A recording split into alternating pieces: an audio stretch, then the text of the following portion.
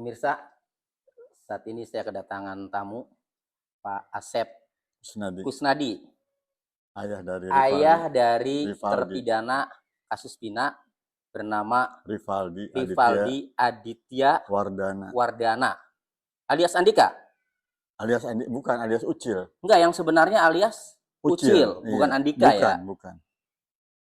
Kedatangan Bapak kemari ini silaturahmi, Pak ya. Betul. Sudah lama ya ingin kemari. Betul. Pengen silaturahmi aja, pengen ngobrol-ngobrol. Saya selalu menerima WhatsApp dari Bapak itu kan. Ya. Betul. WA lagi, Pak Tony mau main ya, mau main sama Erwin. Tapi karena saya masih sibuk, makanya saya persilahkan sekarang ya, mumpung saya ada di rumah. Betul. Bagaimana, udah lihat langsung? Alhamdulillah, mantep. Pak Tony mantep. Udah makan tadi kan? Udah.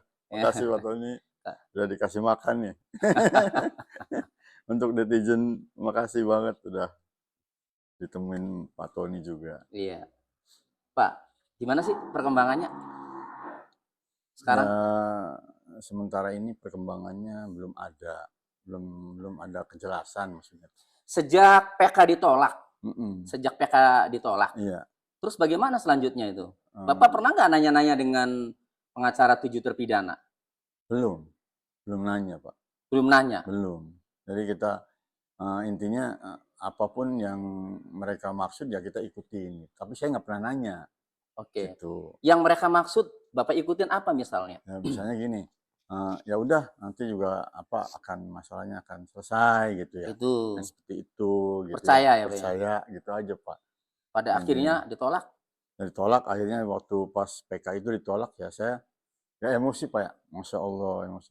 Pengennya sih pindah ke negara lain Pak. Jujur aja. Iya. Soalnya apa?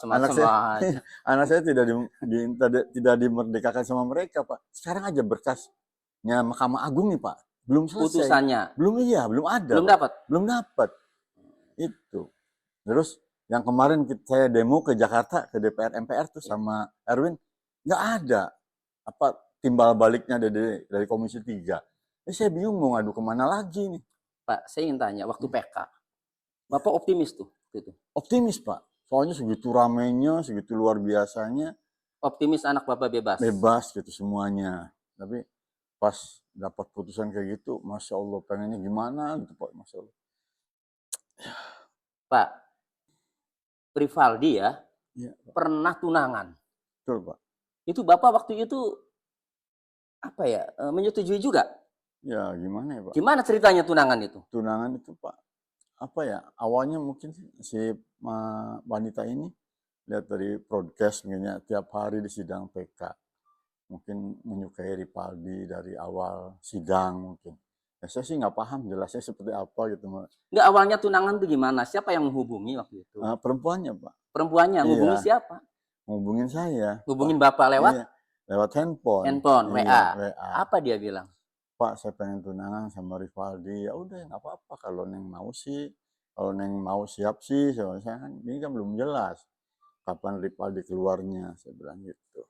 Nah, ngubungin Bapak, kemudian ketemulah, datang.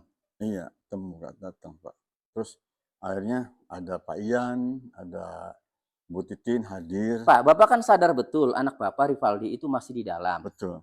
Perempuannya itu bernama siapa? Neng Yuli. Neng Yuli, orang mana?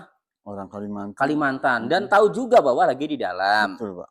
Yang membuat Bapak mengizinkan ya kepada Neng Yuli tunangan dengan Rivaldi. Apakah Bapak waktu itu memang optimis bahwa Rivaldi ini bakal bebas? Karena waktu itu kan momennya lagi PK kan? Betul Pak. Apa begitu? Optimis? Iya betul, optimis banget Pak. Soalnya lihat sidang itu optimis Pak. Iya. Bahwa Rivaldi itu bakal bebas. Alhamdulillah mudah-mudahan. Ada tidak dari pengacara para terpidana yang menyampaikan ke Bapak bahwa ini bakal bebas? Ada tidak? Nggak ada Pak. Nggak ada. Nggak ada. Lalu Bapak optimisnya dari mana? Optimisnya dari lihat sidang yang begitu luar biasa Pak. Oke. Gitu. Maksudnya luar biasa itu terungkap semua. Terungkap semua gitu peristiwanya. Kelihatannya seperti itu. Iya. Kemudian akhirnya karena optimis, Bapak membolehkan lah Iya. Rivaldi tunangan dengan Neng Yuli. Neng Yuli. Ya, Neng Yuli mau tunangan sama Rivaldi, Bapak mengizinkan karena optimis. Iya. Seperti itu. Nah, publik juga tidak tahu tuh kelanjutan tunangan itu. Nah, setelah tunangan itu kemudian akhirnya bagaimana? Ya, sampai sekarang masih, Pak, berhubungan. Masih. Oh, baik. Alhamdulillah. Setelah PK ditolak, Bapak masih sering komunikasi dengan Neng Yuli atau Neng Yuli masih suka menghubungi Bapak? Ya, kadang-kadang berkomunikasi, Pak, kadang-kadang enggak, mungkin apa kesibukannya. Kata Neng Yuli setelah PK-nya ditolak? Kapan Rivaldi bebas, Pak, katanya. Gitu. Artinya Neng Yuli ini masih bersabar, masih menanti, masih menerima. Kapan komunikasi terakhir? Ya, beberapa bulan yang lalu, Pak. Apa kata Neng Yulinya? Kapan Rivaldi bebas? Itu aja tiap nanya tuh. Coba Pak tanya ke pengacara, gitu. Gimana kelanjutannya, seperti apa ya. Saya bilang, ya saya nggak berani Pak ya. Takut mereka ada kesibukan apa, kan kita belum ada komunikasi sama sekali. Nggak apa-apa, Bapak tanya aja. Dari sekian pengacara yang Bapak bisa hubungi itu siapa? Ya Pak Ian. Pak Ian, ada nomor handphonenya? Bu Titin, gitu. Ya tanya saja, nggak apa-apa Pak. Nggak apa tuh Pak. Nah sekarang ini kan publik juga menanyakan. Pak, ya alhamdulillah kebetulan Bapak kemari. Ya barangkali Bapak pernah menanyakan kepada pengacara 7 terpidana. Sekarang setelah PK ditolak itu langkah selanjutnya tuh apa? Langkah selanjutnya kurang paham Pak. Kurang paham? Soalnya nggak ada komunikasi Pak. Nggak ada komunikasi. Betul, sama sekali nggak ada komunikasi. Saya makanya bingung, saya sering ngobrol sama Bang Erwin, ngobrol di Tuparep, di apa, maksudnya di tempat Bima ya, maksudnya sering ngobrol gitu. Gimana nih, nggak ada kelanjutannya ya tanya kata Mas Erwin ke pengacaranya.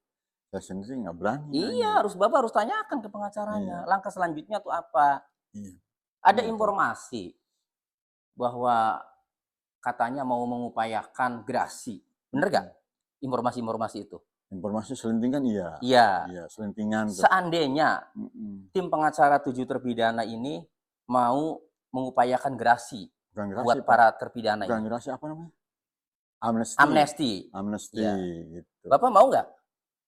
Ya, demi kebebasan anak-anaknya mau ya, kita orang tua ikut Pak. Ikut. Iya, gimana baiknya menurut anak. Tapi katanya informasinya di dalam itu para terpidana itu nggak mau Pak. Iya betul. Karena kalau meminta gerasi atau amnesti itu ya sama saja dia mengakui kesalahan. Betul. Informasinya ya. Betul, iya. Bapak sendiri sudah pernah komunikasi sama Rivaldi?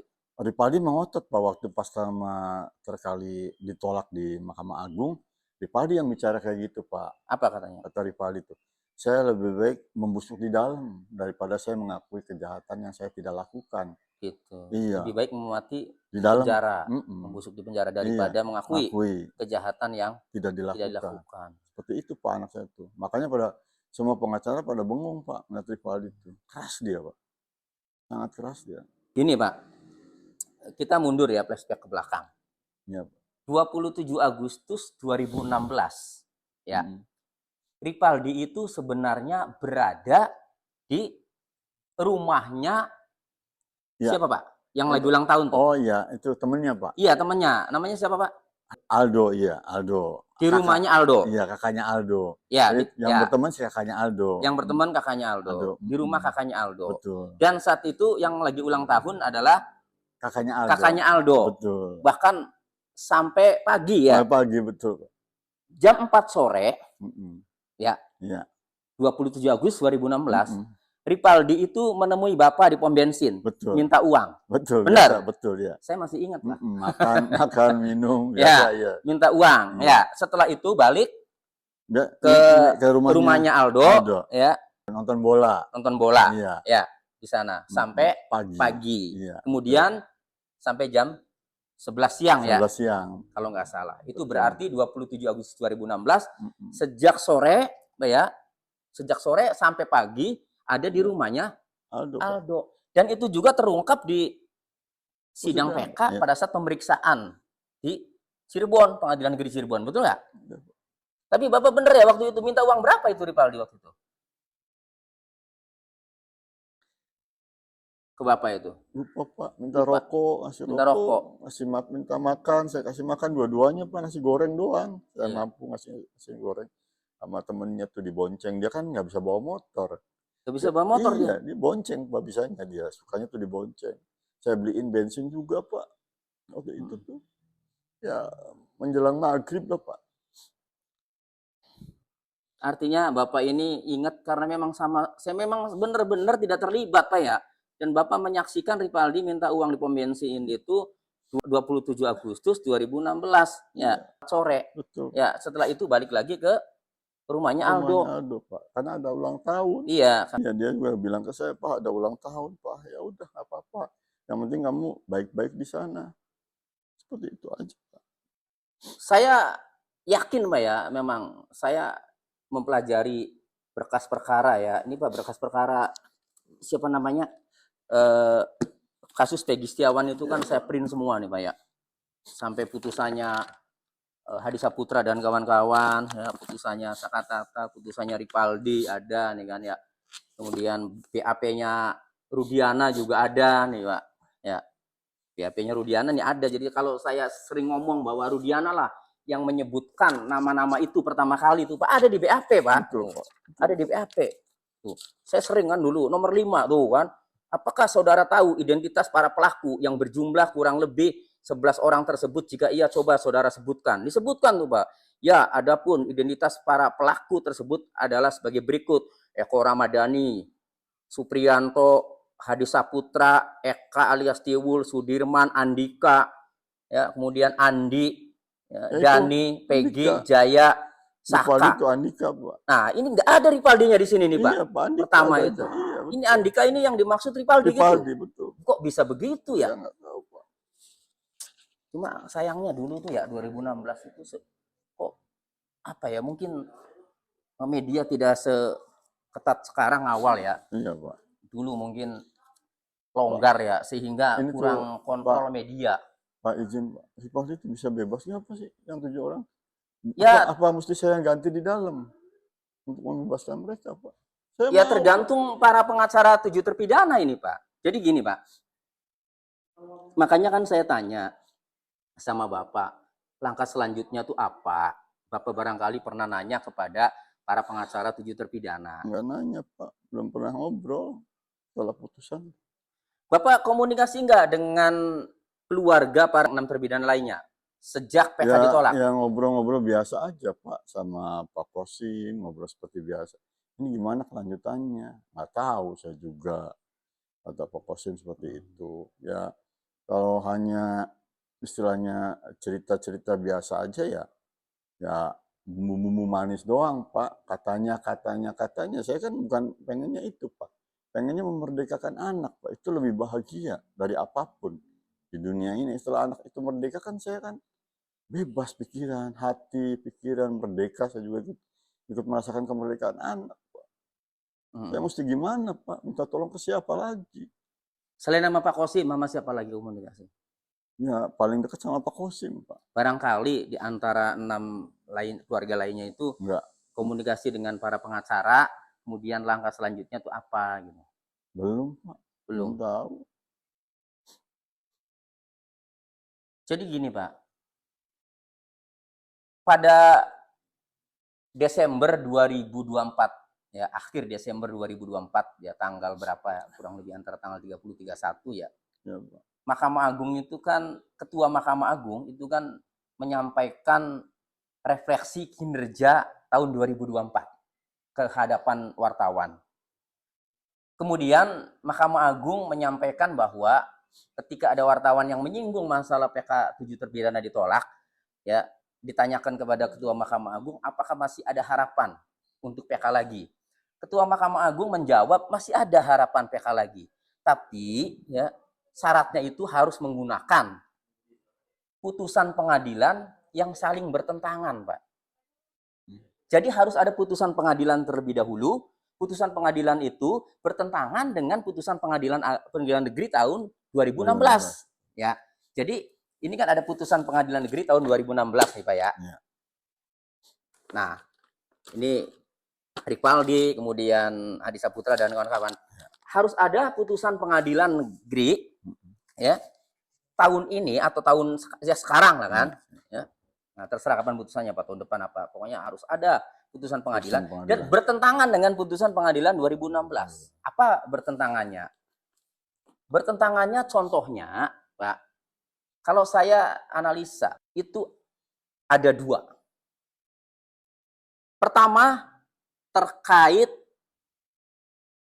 saksi yang memberikan keterangan palsu di bawah sumpah di pengadilan. Si itu Dede. AF, betul. Ya. Iya. Bila perlu Rudiana, Pak. Iya. Sama Liga Akbar. Ya, Liga Akbar. Bila perlu Rudiana. Jadi kalau Dede itu, Pak, apalagi syukur-syukur sama AF, terbukti di pengadilan, ia telah memberikan keterangan palsu, ya. Iya, Pak. Yang sebenarnya dia itu sebenarnya tidak melihat kejadian 27 Agustus 2016, tetapi di putusan pengadilan yang dulu dia seolah-olah melihat lempar-lemparan. Betul. Ya. Betul, Pak. 3 orang itu, Dede, Liga dan AF. Kemudian divonis lah misalnya 1 tahun penjara karena memberikan keterangan palsu. Nah, putusan Dede ini, AF, Dede, Liga Akbar ini, putusannya ini, Pak, bisa untuk PK, Pak. Gitu, Pak. Kenapa? Membantah putusan pengadilan yang dulu bertentangan karena di putusan yang pengadilan yang dulu AF, Dede dan Liga ini seolah-olah mengetahui pada saat kejadian lempar-lemparan. Padahal dia nggak tahu. Padahal dia nggak tahu. Iya. Nah, maka nanti putusan pengadilan 2016 ini dibantah dengan putusan yang baru. Gitu, Pak. Nah, itu boleh tuh untuk PK kedua. Nah, kemudian yang kedua, ya, selain kesaksian palsu, kan ada kesaksian palsu nih pertama nih ya. Nah, tetapi kemungkinan orangnya ini kan pertama AF, Dede dan Liga. Kemudian yang kedua kemungkinannya Rudiana. Betul. Rudiana nih Pak, di dalam putusan pengadilan atas nama 8 terpidana, 5 Hadi Saputra dan kawan-kawan, 2 Eko Ripaldi dan Eko Ramadhani, dan 1-nya Saka Tatal itu ya. Keterangannya itu sama, ya. Bahwa iyalah yang mengamankan 8 orang itu, Pak. Betul, Pak. Betul. Kan itu? Iya. Ia yang mengamankan bersama Gugun Gumilar yang meninggal. Bapak ucapin apa ke Gugun Gumilar yang meninggal? Innalillahi wa inna ilaihi raji'un. Barangkali saking keselnya. Iya, Pak. Biarin aja. Ya. Dodi Irwanto mengamankan. Ya. Mengamankan para terpidana itu.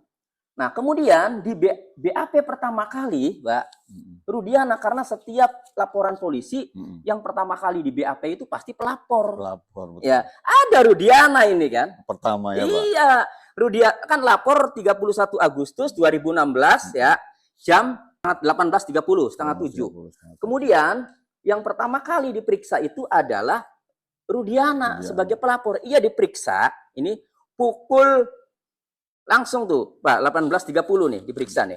Ya. Nah, diperiksa kemudian nomor 5 ini, jawaban nomor 5, pertanyaan nomor 5, ditanyakan oleh penyidik apakah saudara tahu identitas para pelaku yang berjumlah kurang lebih 11 orang tersebut? Jika iya, coba saudara sebutkan. Ya, adapun identitas para pelaku tersebut sebagai berikut ya, Eko Ramadhani bla bla bla sampai 11 ya. Nah, Rudiana itu tidak tahu dia. Rudiana itu tahu itu dikabari oleh Aibtu Sulaiman ya bahwa anaknya ada di rumah sakit Gunung Jati. Kecelakaan. Iya, kecelakaan. Katanya. Nah, jadi Rudiana itu tahunya bahwa Eki sama Pina itu berada di Gunung Jati.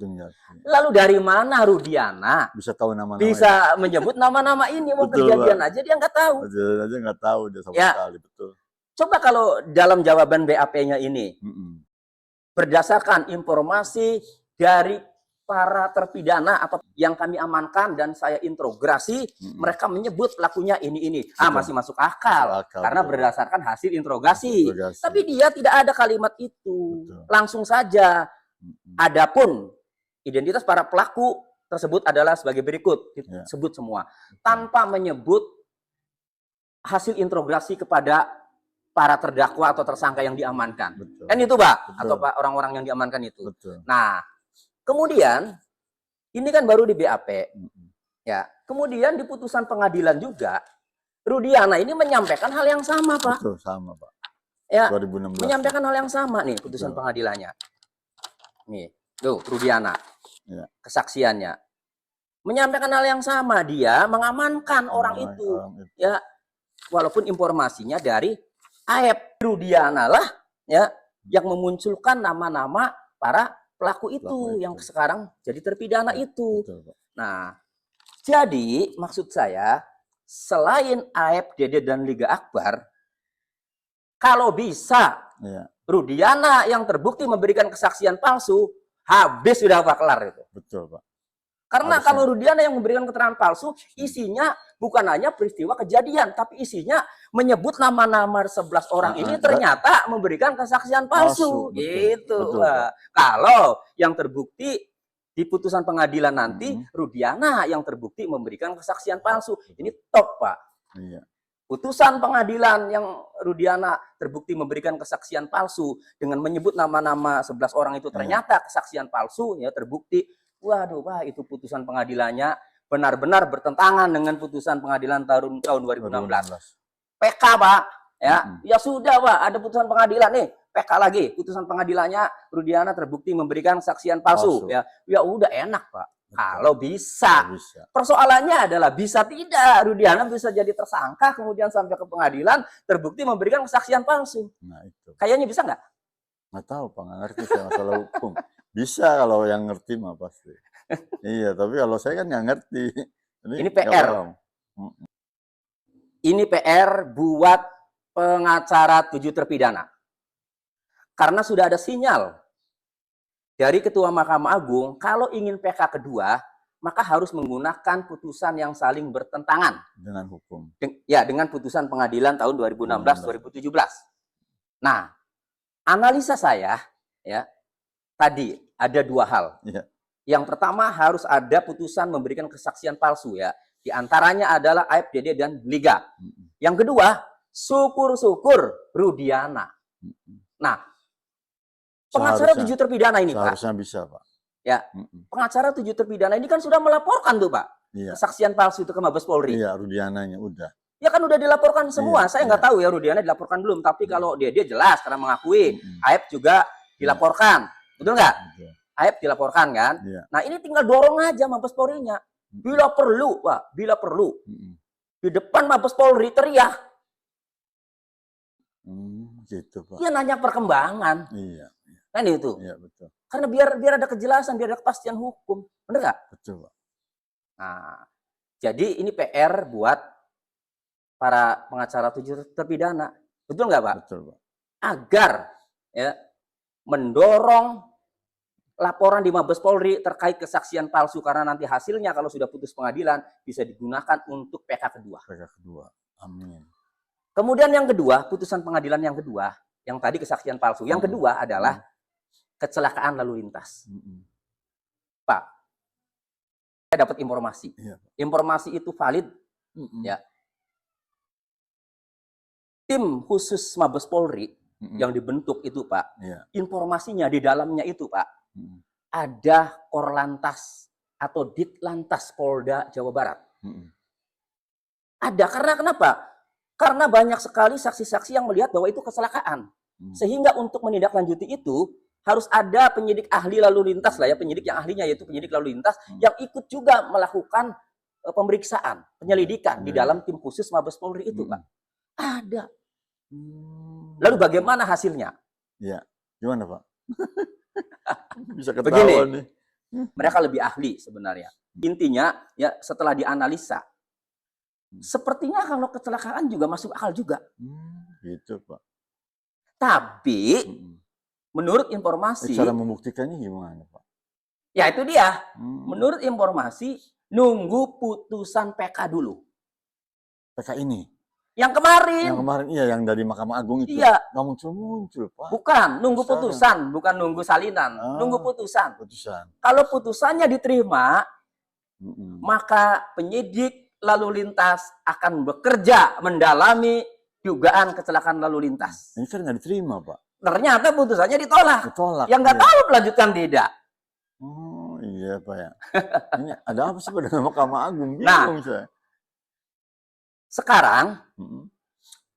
banyak sekali pengacara 7 terpidana ini menghadirkan saksi-saksi yang mengetahui bahwa itu kecelakaan lalu lintas pada saat sidang PK. Betul nggak? Ya, betul. Ada Ade Musafir. Iya. Siapa lagi ingat? Nggak apa Pak. Nama-namanya soalnya dari grup Ada sana. Ismail. Iya. Ya. Dari grup Saladara Pak. Iya. Pokoknya banyak bahwa itu kecelakaan lalu lintas. Betul, Pak. Bahkan kalau Ade Musafir itu melihat jumpingnya tuh lihat Pak. Kan gitu sampai jatuh. Nah, sekarang saya mau sampaikan ke Bapak nih ya. PR lagi buat pengacara 7 terpidana. Kalau kita mengamati, Pak, jalannya persidangan PK, ya, pemeriksaan PK di Pengadilan Negeri Cirebon, banyak sekali saksi-saksi yang mengetahui bahwa itu kecelakaan lalu lintas. Pertanyaan saya, apakah pengacara 7 terpidana itu yakin bahwa itu kecelakaan lalu lintas? Tentu yakin. Karena Pak Oto Hasibuan saja waktu sidang membacakan memori PK, selesai. Kemudian keluar doorstop. Arti doorstop itu banyak wartawan tuh Pak, yang mewawancara Pak Oto Hasibuan sebagai ketua tim PH 7 terpidana. Pak Oto menyampaikan bahwa kesimpulan dari memori PK yang diajukan adalah kecelakaan lalu lintas. Berarti kan yakin, Pak? Betul. Kalau tim pengacara 7 terpidana itu yakin bahwa itu kecelakaan lalu lintas, menurut saya harusnya desak Polresta Cirebon, Polres Kabupaten Cirebon, Pak, untuk mengusut kembali, menyelidiki kembali kecelakaan lalu lintas kasus Pina Eki ini. Gitu Kan yakin mempunyai banyak saksi, Pak. Iya, harusnya. Iya. Pak, saya sudah baca putusan pengadilan, ya. Ada beberapa saksi, ya, yang saat itu menangani kecelakaan lalu lintas. Sampai dalam keterangan putusan pengadilan ini, sampai ia cek TKP, sampai kemudian membuat sket, ya, gambar bahwa kecelakaan lalu lintas ada motornya Eki di situ, korbannya di mana, ada di dalam putusan pengadilan. Setelah itu keterangan selanjutnya, ia berhenti menyelidiki kecelakaan lalu lintas setelah Rudiana mengamankan ya anak-anak itu, Pak. Iya. Kan gitu. Intervensi lah. Ya, artinya setelah ditangkap para terpidana itu 31 Agustus 2016, maka penyelidik kecelakaan lalu lintas ini berhenti, Pak. Betul. Karena dia baru tahu, oh ternyata ini katanya pembunuhan. Dia berhenti. Betul. Karena kasusnya akhirnya diambil alih Polres Cirebon Kota. Betul. Ya. Bukan kabupaten. Nah, sejak berhenti itu, Pak, ya, di dalam putusan pengadilan ini, dia tidak menerangkan bahwa penyelidikan lalu lintasnya itu dihentikan. Dan sampai sekarang tidak pernah ada SP3 pemberhentian penyelidikan kecelakaan lalu lintas. Jadi masih ngambang sampai sekarang nih, Pak. Kalau didesak bisa, berarti. Nah, itu dia, cerdas kan? Kalau didesak oleh pengacara 7 terpidana, ya bisa, Pak ya? Bisa, boleh, Pak. Untuk mencari keadilan, boleh. Pengacara 7 terpidana datang ke Polres Cirebon Kabupaten. Kapolres, tolong tindak lanjuti ini kecelakaan lalu lintas. Kami punya bukti-bukti yang kuat. Masa nggak boleh, Pak, mencari keadilan? Boleh. Adapun nanti hasilnya bagaimana? Ya terserah, yang penting ditindaklanjuti. Kan yakin ada banyak saksi-saksi bahwa ini kecelakaan lalu lintas. Buat apa saksi-saksi kecelakaan lalu lintas itu hanya di PK saja diajukan?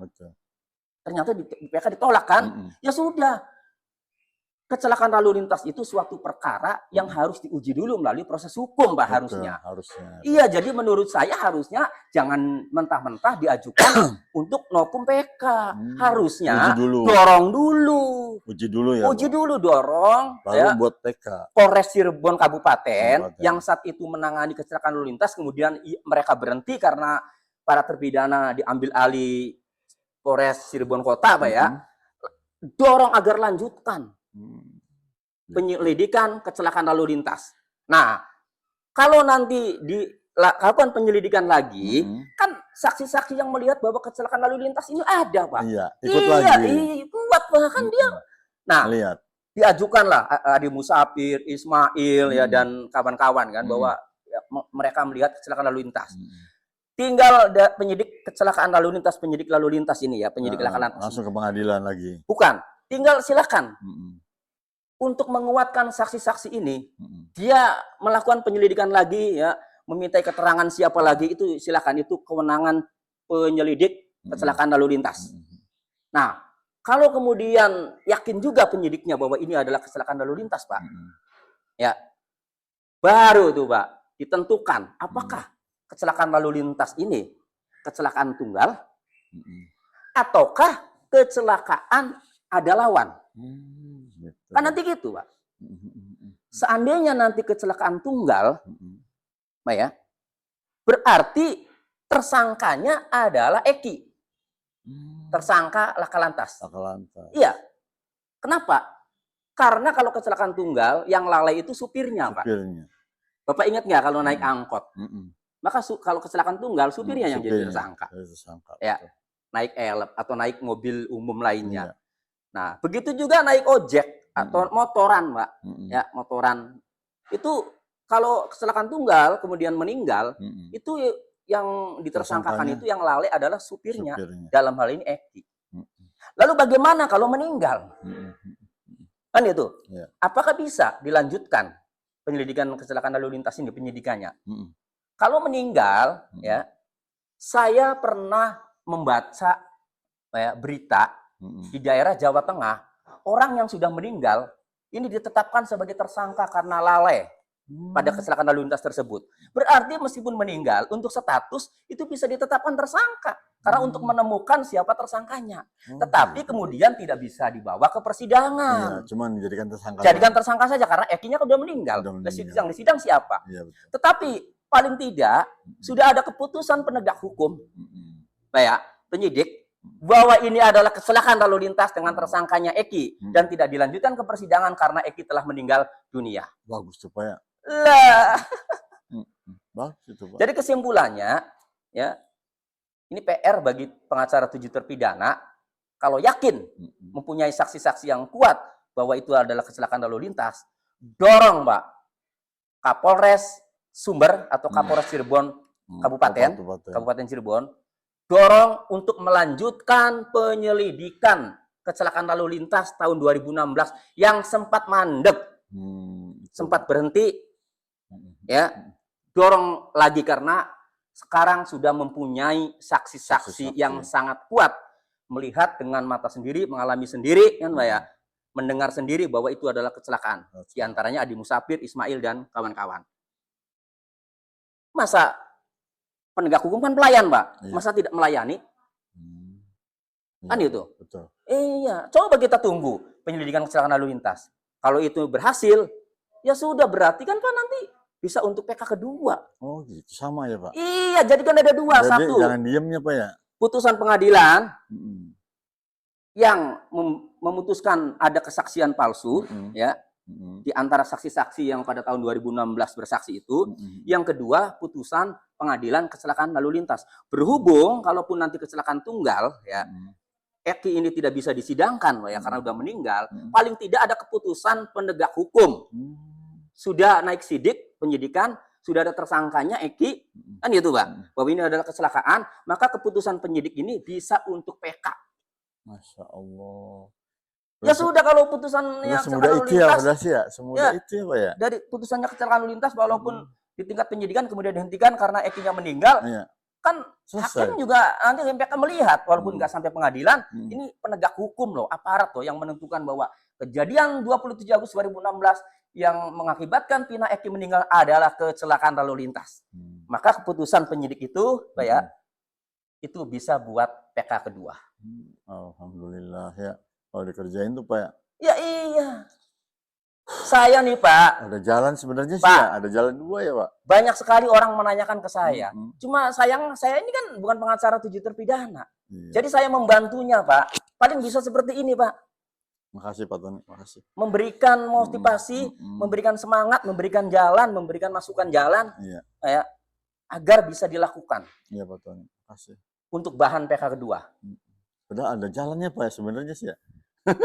Kalau saya nangis, aduh ya Allah gimana ini kok kayak udah nggak ada jalan. Soalnya keputusannya kan udah selesai Pak di tingkat Mahkamah Agung.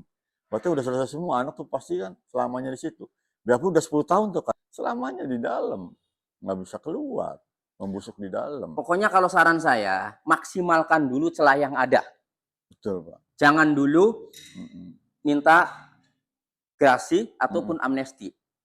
Iya. Manfaatkan dulu celah yang ada. Iya. Kan ceritanya pengacara 7 terpidana ini kan yakin bahwa ini kecelakaan lalu lintas dengan mempunyai saksi-saksi yang kuat kan itu. Ya manfaatkan dulu dengan mendorong Kapolres Kabupaten Cirebon, Kapolres Sumber untuk membuka lagi kasus tersebut. Kasus kecelakaan lalu lintas agar diselidiki 2016, lagi. betul. Karena sekarang ini Pak Kapolres ada saksi-saksi yang sangat kuat bahwa kejadian itu kecelakaan lalu lintas kan itu, Pak. Iya, Biarkan polisi penyidik lalu lintas Polres Sumber bekerja.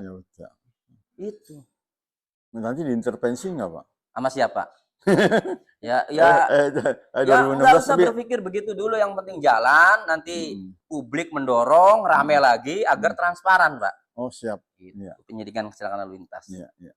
Saya akan terus bantu menyuarakan Pak seperti ini karena saya bukan pengacara 7 terpidana, maka saya bisa membantunya. Iya, tapi Bapak peduli gitu kan. Ya kasihan Pak, apalagi Bapak sampai datang kemari. Iya Pak, kasih banget. Ya Allah. Kan itu. Ya, jadi udah ada titik terangnya Pak sebenarnya. Saya tuh agak semangat nih Pak, agak semangat. Nah, alhamdulillah kan. Udah agak semangat nih. Tadinya lemes aja itu, dikasih nasi kebuli aja tetap aja lemes. Bingung, stres itu, ya Allah minta tolong ke siapa ini. Ya, jadi saya tidak bisa action untuk melakukan langkah hukum, tetapi memberikan pandangan saja. Mudah-mudahan ini didengar, Pak. Amin.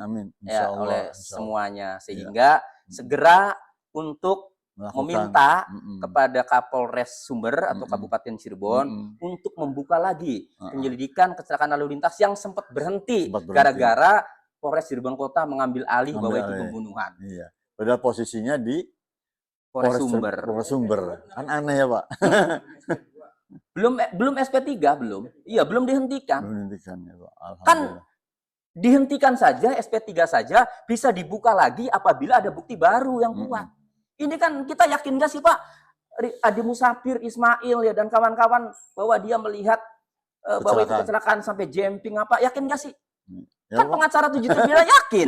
Makanya disampaikan ke PK persidangan PK waktu itu. Ya udah kalau yakin manfaatkan. Celah yang ada. Iya, sayang kalau nggak dimanfaatkan. Betul. Benar nggak? Betul Pak. Setuju Pak. Setuju. Kecuali kita tidak mempunyai saksi-saksi yang kuat. Betul. Nah kita bingung dorong Polres Sumber untuk menyelidiki kembali kecelakaan lalu lintas pakai apa yang diajukan. Benar nggak? Kalau kita yakin ini ada saksi-saksi yang kuat, ya sudah manfaatkan. Masih ada jalan. Nah, saya seneng banget ini dengarnya Pak. Makasih Pak. Ya Allah. Mudah-mudahan pengacara-pengacara 7 terpidana ini yang begitu banyak mungkin mudah-mudahan mendengar Pak dan mau melanjutkan peristiwa tersebut diungkap kembali. Iya. Amin. Mudah-mudahan Pak ya. Iya, makasih Pak Tony. Oke. Oke, sip. Semangat Pak ya. Ya, aduh ya Allah sampai saya nangis tadi. Ya. Mau minta tolong Presiden, minta tolong Pak Oto, Pak Deddy Mulyadi, Pak Gubernur. Bingung ya Allah. Kok kasusnya berhenti gitu, nggak ada perkembangannya sama sekali. Yang bisa cuma mewek Pak Tony, mewek dan mewek baik bisanya. Oke, kita minta support juga sama netizen Pak ya, seluruh Indonesia ya. Untuk netizen Indonesia dari dalam dan luar negeri, untuk para wartawan, media massa, TV One semua, mohon tolong dibantu, tolong dipiralkan kembali semampunya media dan semampunya netizen Indonesia. Saya ayahnya Rivaldi Aditya Wardana, saya mohon banget bantuannya dan terima kasih untuk Pak Tony yang sudah mau kedatangan saya ke sini diterima sama Pak Tony. Makasih banget Pak Tony. Iya, sama-sama Pak. Oke, demikian bincang-bincang dengan Pak Asep Kusnadi, orang tua dari salah satu terpidana kasus pidana yaitu Rivaldi Aditya Wardana. Ya. Semoga apa yang tadi kita bincangkan Pak ya, ini ada menjadi manfaat, ada manfaatnya. Betul Pak. Ya, dan mudah-mudahan ada jalan keluar. Amin. Pak. Amin Pak. Amin. Demikian, terima kasih.